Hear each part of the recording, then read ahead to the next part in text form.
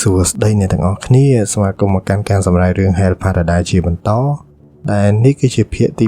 5ហើយការពិភាក្សាមុននឹងសាគីរីបានសន្លប់បាត់ស្មារតីដោយសារតែជាតិពុលចេញពីលំអងស្លាបរបស់មេអំបៅចម្លែកនោះហើយនាងក៏បានភ្ញាក់ឡើងវិញនៅភាគទី5នេះឯង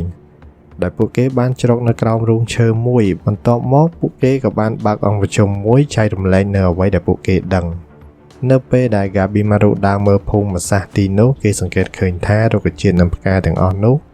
គឺច្របូកច្របល់ចូលគ្នានិងមានខ្លះទៀតស្រដៀងនឹងរុក្ខជាតិនៅទឹកដីធម្មតាដែរតែផ្កាដែលចម្លែកនោះគឺជាផ្កាដែលមានរូបរាងដូចទៅនឹងផ្កាដែលផ្កាហ្មងដែលដុះនៅលើសាកសពអ្នកកាន់សាមុរ៉ៃនោះអញ្ចឹងហេតុនេះគេសន្មតថាផ្កាទាំងនោះគឺអាចជាសាកសពរបស់មនុស្សដែលមកទីនេះក្រោយមកអបិម៉ាប់នោះក៏បានចែករំលែកពីសាលាចរិតដែលមានរូបរាងស្រដៀងទៅនឹងទម្រង់ពុទ្ធសាសនាឬតាវនិយមតែអ្វីដែលគួរឲ្យសង្ស័យនោះថាតើអ្នកណាជាអ្នកផលិតរូបបដិមាទាំងអស់នោះភ្លាមនោះដែរសាគីរីក៏បញ្ចេញយោបល់ផងដែរនៅពេលដែលនាងសម្លាប់សត្វចម្លែកនោះគឺគេគ្មានអ្វីសម្រាប់បន្តពូជនោះទេយេតាសាគីរីចាប់អារម្មណ៍ទៅកន្លែងហ្នឹងដោយរូបរាងសត្វចម្លែកនោះហាក់ផ្គុំគ្នាពីសត្វនេះបន្តិចមនុស្សបន្តិចដែលពិបាកនឹងយល់ចុងក្រោយពួកគេគិតថាសត្វចម្លែកទាំងអស់នោះអាចជាប្រភពនាំគេទៅកន្លែងផ្ទុកទឹកវេទមន្តនោះលុះពិភាក្សាចប់ Genji ក៏បានមកប្រាប់សាគីរីឲ្យជិះទូកទៅផ្ទះវិញទៅ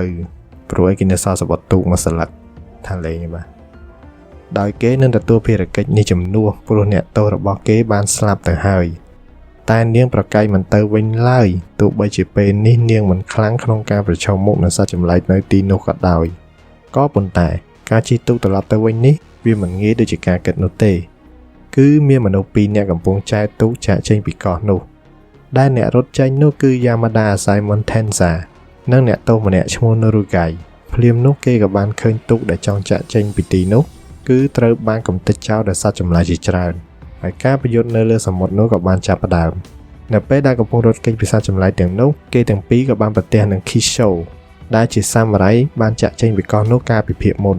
ពេលនេះខ្លួនរបស់គេត្រូវបានផ្កាដោះជុំចិត្តហើយសត្វចម្លែកក៏បានចេញមកវាយប្រហារបន្តទៀតពួកគេក៏បានតតាំងជាមួយសត្វចម្លែកទាំងអស់នោះនិងបានវិលត្រឡប់មកកោះឋានសួគ៌វិញនៅពេលដែលគេកំពុងលាងសម្អាតឈាមចេញពីខ្លួនរបស់គេ Tensa ក៏បានដឹងថា Norugai នឹងជាមនុស្សស្រីដោយគេថាកុំវាតម្លៃតែសម្បកក្រៅដោះខោអាវចេញឲ្យអស់បណ្ដឹងក្រឡេកមកមើលក្រុមរបស់ Gabimaru វិញនៅថ្ងៃបន្ទាប់ Genji នៅតែព្យាយាមបញ្ចុះបញ្ចូលឲ្យសាគីរីត្រឡប់ទៅវិញដើម្បីយកប្តីការកូនស្នងតកូលតែនាងមិនព្រមឡើយដោយសារតែបញ្ចុះបញ្ចូលមិនស្ដាប់ Genji ក៏បានដកដាវកាប់សាគីរីតែបែរជាត្រូវនាងឆក់ដាវពីដៃរបស់ខ្លួនបាត់មូលហេតុដែលនាងអាចឆក់ដាវពី Genji បាននោះគឺដោយសារមានការលើកទឹកចិត្តនិង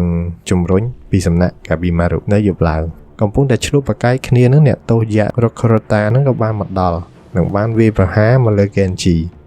ជា Rokurota នឹងជាមនុស្សបែបម៉េចបានជាគេមកសម្លាប់មនុស្សប្រេតផ្ដាស់ចឹងអត់មានអត្តញ្ញាណបានអត់មានអីទេតោះទៅតាមប្រវត្តិរបស់គេទាំងអស់គ្នា Rokurota នឹងកាលពីក្មេងគឺគេហូបច្រើនខ្លាំងណាស់ក្រោយពីគេហូបហើយគេតែងតែលេងផ្គុំថ្មរួចកំទេចចោលវិញដោយធុញថប់នឹងការកំទេចថ្មគេក៏បានប្រើបាតដៃរបស់គេនោះមកសម្លាប់មនុស្សវិញម្ដងនិយាយទៅពីក្មេងគេចូលចិត្តលេងតែលេងបែបគុកហើយអ្នកដែលត្រូវគេសម្លាប់នោះគឺបូករួមទាំងឪពុកម្ដាយរបស់គេផងដែរជាមួយកម្លាំងយៈរបស់គេនឹងហើយលើកនេះគេបានប្រើបាតដៃរបស់គេនោះទះ Genji ដូចទះមូសចឹងបាទហើយគេក៏បន្តទៅទះសាគីរីម្ដងតែចៃដន្យនេះ Gabimaru ក៏មកតន់នឹងបានយកជើងនោះមកទះកាភ្លៀងយៈនោះមកកាភ្លៀងតែមួយជើងនោះមិនធ្វើឲ្យ Rokurota សគាជើងថ្មិញទេបាទរួចមក Gabimaru ក៏បានព្យាយាមសម្លាប់ Rokurota តែដោយសារកម្លាំងរបស់គេនោះខ្លាំងមហិមាពេកទៅធ្វើឲ្យ Gabimaru សុំជំនួយពី Yuzuriha វិញតែនាងមិនជួយឡើយអញ្ចឹងតួឯងយើងក៏បានប្រើក្បាច់គេចេះតែប្រមាណនោះមកទាំងអស់ក្រោយមកសាគីរីនឹងក៏បានចូលមកជួយ Gabimaru 2 ទល់នឹង 1ដោយសាគីរីព្យាយាមកាត់ជើងរបស់ Rokurota តែមិនបានសម្រេចនោះទេក្រោយមកយៈនោះដោយសារតែឃ្លានខ្លាំងពេកគេក៏បានស្រែកជំទាវយំយ៉ាងលឺនិងបានឆ្លៀតមកទះ Gabimaru លឹបក្បាលចូលក្នុងដីបាត់ទៀតក្រោយមកសាគីរីតាំងចិត្តបានស្ងប់វិញនាងក៏បានតបតជាមួយ Rokurota ចុងក្រោយ Gabimaru ក៏ប្រើក្បាច់ភ្លើងរបស់គេរួមជាមួយដុំថ្មនិងរុក្ខជាតិនៅទីនោះបាញ់ទៅលើ Rokorota និងបានសាយភាយជុំវិញទីនោះបង្កឲ្យមានអគ្គីភ័យឆាបឆេះព្រៃឈើនិងបណ្ដាលឲ្យទីនោះមានផ្សែងខ្មួលខ្មាញ់ហើយដោយសារតែ Rokorota យំទៀតនោះធ្វើឲ្យគេស្ទះខ្យល់និងស្រូបផ្សែងដែលចេញពីការដុតរុក្ខជាតិថែមទៀតធ្វើឲ្យគេបាត់ចំហក្រាបលើដីឆ្លៀតពេលនោះ Sakiri មិនបង្អង់យូរក៏បានទៅកាប់ក្បាលគេដាច់បាត់ទៅបាទបន្ទាប់មក Gabimaru និង Sakiri ក៏បានរត់ចេញពីទីនោះតែនៅពេលដែលគេរត់ចេញនោះសត្វចម្លែកនៅលើកោះនោះបែរជាដើរទៅរកកន្លែងដែលឆេះនោះទៅវិញដែលវាផ្ទុយពីសត្វធម្មតា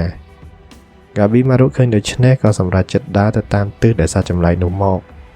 ព្រោះគេគិតថាជម្រករបស់សត្វចម្លែកនោះអាចជាកន្លែងដែលផ្ទុកទឹកមុនជីវិតអមតៈក្រោយពីរត់តាមទិសដៅនោះពួកគេក៏បានជុំគ្នាវិញជាមួយនឹងនិនចានារីហើយក៏បានរកឃើញទីកន្លែងមួយដែលមានសភាពហាក់ដូចជាភូមិដែលមនុស្សរស់នៅដែលធ្វើឲ្យសេនតាគិតថានេះប្រហែលជាកន្លែងដែលតាឥសីរស់នៅហើយលយដែរ anime មានសតតែតាឥសីរូបភាពក៏បានកាត់មកឈុតដែលឈោបេនិងថូម៉ាកំពុងសម្លាប់សត្វចម្លែកនោះដែលថូម៉ាក៏បានរំលឹកពីរឿងតាឥសីនោះផងដែរដែលតាមជំនឿរបស់គេគឺជាមនុស្សដែលមានកម្លាំងខ្លាំងខុសពីធម្មតាហើយភាគច្រើនជាមនុស្សចាស់ដែលអាចប្រើសិលចម្លែកបាននិងមានជីវិតអមតៈតែពួកគេទាំងនោះគឺអាចនឹងរស់នៅកោះ Shinsenkyo នេះមិនមែនជាពួកសត្វចម្លែកនេះទេពេលនោះក៏មានអ្វីមួយយ៉ាងទាក់ទាញចំណាប់អារម្មណ៍របស់ឈោបេហើយគេក៏បានដើរទៅទីនោះនឹងបានឃើញនារី2នាក់ម្នាក់សក់ពណ៌ផ្កាឈូកនិងម្នាក់ទៀតសក់ពណ៌លឿងកំពុងតែធ្វើចោលករជាមួយគ្នាដែលធ្វើឲ្យបងប្អូនគេទាំងពីរនាក់នោះមើលទាំងចំហមាត់ហើយមូលហេតុអ្វីបានជានារី2នាក់នោះមកធ្វើចោលករក្នុងព្រៃបែបនេះយើងនឹងបានដឹងនៅភាគក្រោយ